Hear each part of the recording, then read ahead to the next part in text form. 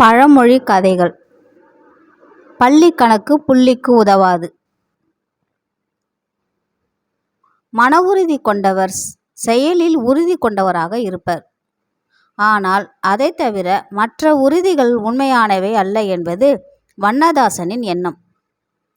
வானவியல் பற்றி ஆராய்ச்சி செய்து வந்தான். தான் ஆராய்ச்சியில் கண்டுபிடித்து வருவனவற்றை மற்றவர்களிடம் அவ்வப்போது சொல்லி வந்தபோது அனைவரும் பாராட்டி பலவித பரிசுகளையும் பெற்று வந்தான். வானவியலுக்காக வானத்தையே இரவு பகலாக உற்று நோக்கி வந்தான். அதனால் தனது சுற்றுப்புறத்தை மறந்திருந்தான். உண்டு உறங்கும் நேரம் தவிர மற்ற நேரங்களிலெல்லாம் வானத்தை பற்றிய ஆராய்ச்சியிலே மூழ்கி வந்தான்.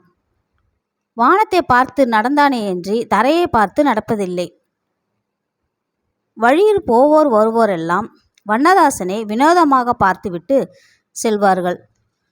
வானத்தையே பார்த்து நடப்பதினால் தரையில் இருக்கும் மேடு பள்ளங்கள், முள், கற்கள் என எதையும் மறந்து வந்தான்.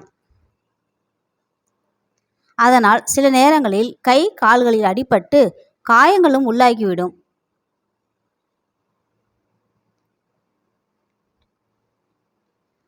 அப்படி இருந்தும் வானத்தை பார்த்து நடப்பதனை நிறுத்தவில்லை. வழக்கம் போல ஒரு நாள் இரவு பௌர்ணமி நிலவில் ஆங்காங்கே தெரிந்த நட்சத்திரங்களை பார்த்து ரசித்த வண்ணம் சென்று கொண்டிருந்தான். சிறிது நேரம் சென்றவுடன் வானத்தில் பறப்பது போன்ற உணர்வு. பறந்த சில நொடிகளில் தொப்பென்ற சத்தத்துடன் நீர் எழும்புவது போன்ற உணர்வு உற்று பார்த்தான். 4 திசைகளிலும் கற்களால் கட்டப்பட்டு மரம் செடிகளால் பின்னப்பட்டிருந்த ஆழமான கிணற்றில் தான் விழுந்திருப்பது தெரிய வந்தது. பதறியவன் வானத்தை நோக்கி, ஐயா, கிணற்றில் விழுந்து கிடக்கும் என்னை யாராவது காப்பாற்றுங்களேன் என்று குரல் கொடுத்தான். இது நெல் களம் அருகே காவலுக்கு இருந்த ஒருவரின் காதில் விழ ஓடி வந்து பார்த்தபோது வண்ணதாசன் ஆழமான கிணற்று நீரில் மூழ்கி தத்தளித்து கொண்டிருப்பது தெரிந்தது.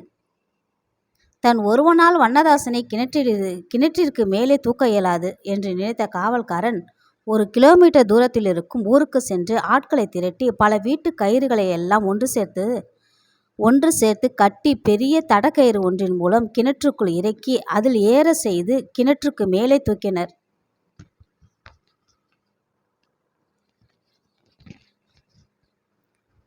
வண்ணதாசன் அருகே வந்த விபரம் தெரிந்த ஒரு வயதானவர், தம்பி, நீ ஆகாயத்தை பார்த்து ஆராய்ச்சி செய்வது வரவேற்கத்தக்கதுதான்.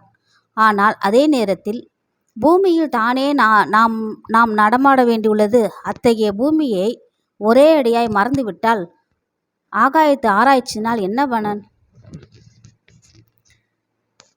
பலன்? அது மட்டுமில்லை, வெடிகுண்டுகளை போடுவதன் மூலமும் அணுகுண்டுகளை தயாரிப்பதன் மூலமும் கொலைகள் செய்வதன் மூலமும் எரிப்பதன் மூலமும் பூமியை அழுக்காக்குவது எந்த வழியில் நியாயமானது? வயதானவர் கேட்டது வண்ணதாசனை சிந்திக்க வைத்தது. முதலில் பூமியில் கவனம் செலுத்துவோம் என்பதனை உணர்ந்தான். இருப்பதை விட்டுட்டு எப்போதும் பறக்க நினைக்க கூடாது.